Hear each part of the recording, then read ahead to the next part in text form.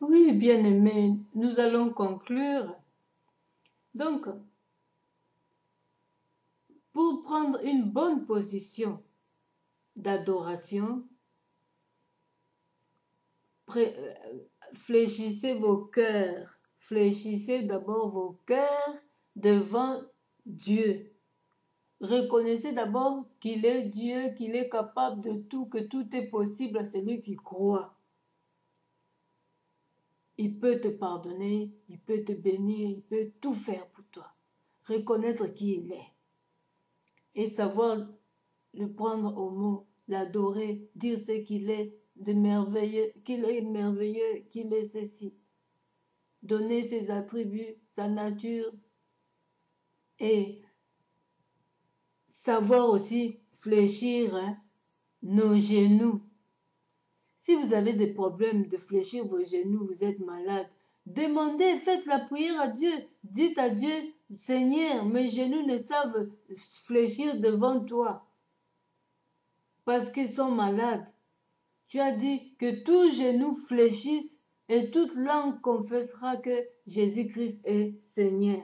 Et pourquoi mes genoux ne peuvent fléchir devant toi? Il te guérira. Il faut le prendre au mot. Alors là, tu vas t'asseoir, fléchis tout simplement ton cœur. Un jour, tu verras, tu sauras fléchir tes genoux. Et même ceux qui fléchissent leurs genoux doivent commencer d'abord par leur cœur. Attitude d'humilité. C'est ça une vraie adoration de cœur. Un cœur brisé devant Dieu. Un cœur simple, un cœur d'amour que tu apportes à ton Dieu, d'un bon parfum, agréable, et d'une vie de sainteté que tu mènes, ça sera vraiment agréable aussi. Bon, cette femme-là, c'est un cas spécial. C'est des gens qui se convertissent, qui étaient dans le monde, qui reconnaissent. C'était aussi agréable comme ça pour Dieu. Mais vous qui êtes déjà dans le Seigneur, vous devez vous présenter avec les mains saintes, pas avec les mains remplies de sang et vous allez adorer le Seigneur. Non, non, non. Ça ne sera pas reçu. La nuit, tu vas tuer les gens et le jour, le dimanche, tu vas adorer le Seigneur. Non, non, non. Ou dans la journée, tu vas adorer. Non, c'est pas comme ça. Tu es criminel et tu vas adorer le Seigneur.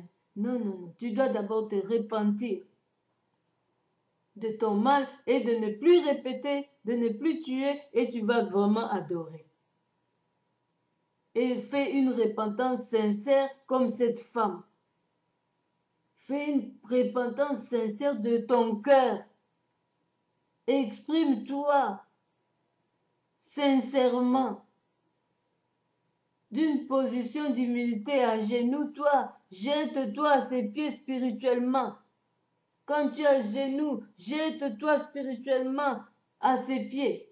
Parce qu'on ne le voit pas, mais par la foi, on sait qu'on est à ses pieds. Vois ses pieds devant toi, que tu es en train de lui baiser les pieds, de le supplier, de taper ta tête sur ses pieds. Seigneur, pardonne-moi, j'ai mal fait, j'ai mal fait. Vous voyez les enfants, quand elles se fâchent, elles pleurent, elles se tapent les pieds, elles se tapent, elles tapent partout. Parce qu'elles regrettent. Les enfants, adapter l'attitude des enfants. C'est ce que la femme là a fait. Elle a tapé ses cheveux sur les pieds de Jésus. C'est comme ça que les enfants font. Quand ils sont fâchés, elles commencent à taper les pieds, elles commencent à taper les mains sur son corps. Parce qu'elles ont peur, ou elles expriment leur peur, elles expriment leur regret comme ça. Les enfants expriment leur regret comme ça. C'est ce que cette femme-là a adapté. Avec ses cheveux que les femmes considèrent comme luxe. Elle a mouillé ça avec les pieds de Jésus qui a marché toute la journée avec ses sandales. Mais elle a préféré salir ses cheveux avec les pieds de Jésus, essuyer. Donc, bien aimé, c'est ça l'attitude d'adoration et d'une repentance sincère. L'adoration, on doit adorer en esprit et en vérité. Quand vous marchez dans la sainteté, c'est ça l'adoration en esprit et en vérité. Quand vous adaptez encore cette attitude. C'est ça. Quand vous êtes sainte, vous êtes saint. Vous vous comportez digne à la position de Jésus, à la droite de Jésus. C'est ça, adorer en esprit et en vérité. Et une repentance sincère, c'est ce que nous venons de prendre, d'apprendre. Mais que l'orgueil n'attaque pas les hommes de Dieu quand on vous accueille comme ça. Parce que Jésus nous a servi tout en étant humble. Il a lavé les pieds de ses disciples avec toute simplicité. Quelle que soit la grandeur de l'accueil, bien-aimés serviteurs de Dieu, restons simples devant eux, restons simples dans le service. Ne commencez pas maintenant à hausser les épaules parce qu'on vous accueille comme ça. Non, non. Vous méritez double honneur. C'est ça. C'est ce qu'on nous doit. Mais restez simple. Vous aussi dans l'accueil, vous pouvez, vous serviteurs de Dieu, si vous savez que cette famille-là est vraiment pauvre, vous pouvez aussi de votre compte apporter un cadeau pour eux. Pas seulement le fidèle à vous, vous aussi aux fidèles.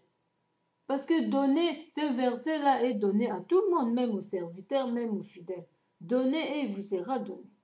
Si vous, serviteurs, vous recevez seulement, il y a la parole de Dieu qui dit, il y a beaucoup de plaisir à donner qu'en recevant. Qu'en recevoir. Donc, quand vous êtes là à donner, à recevoir, et vous ne donnez pas, c'est pas bien. Comment vous serez arrosé? On n'arrose que celui qui donne. Et comment vous allez récolter de votre côté? On ne récolte que ce qu'on aura sémé. Donc, voyez un peu tout ça. Et la femme, ce n'est pas dit maintenant que dès que l'homme entre, allez, on chauffe, on prend l'eau, on chauffe, on met l'eau tiède, on lave. Non, ça dépend de votre attitude. L'homme peut être aussi malade ou ça dépend de l'heure que tu trouves ton mari à la porte. Il faut être sage. Ça peut se faire même dans des après-midi après avoir s'occuper des enfants et fait tout le manger et tout ça et ton mari est ensemble, maman doit combiner tout ça et quand vous êtes calme, seul à seul, toi et ton mari, tu peux faire les jambes, les pieds de ton mari. Donc ça dépend du climat, des humeurs et faut être sage, savoir comment s'y prendre. C'est ce que je voulais rajouter, bien aimé, pour les mariés et pour les serviteurs de Dieu et pour l'adoration et pour la repentance sincère du cœur.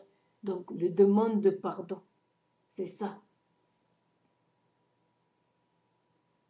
Avoir vraiment le regret d'avoir péché pour ne plus le faire. Et Dieu aime ça.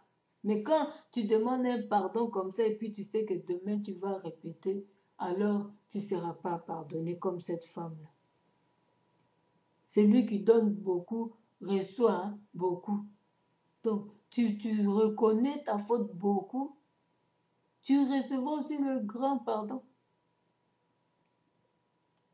Dans ce sens-là. Tout pardon est pardon. Mais il veut nous faire voir que quand tu reconnais plus la chose, c'est ainsi que ça sera exaucé avec toute sincérité de cœur. Ben, tout commence au cœur.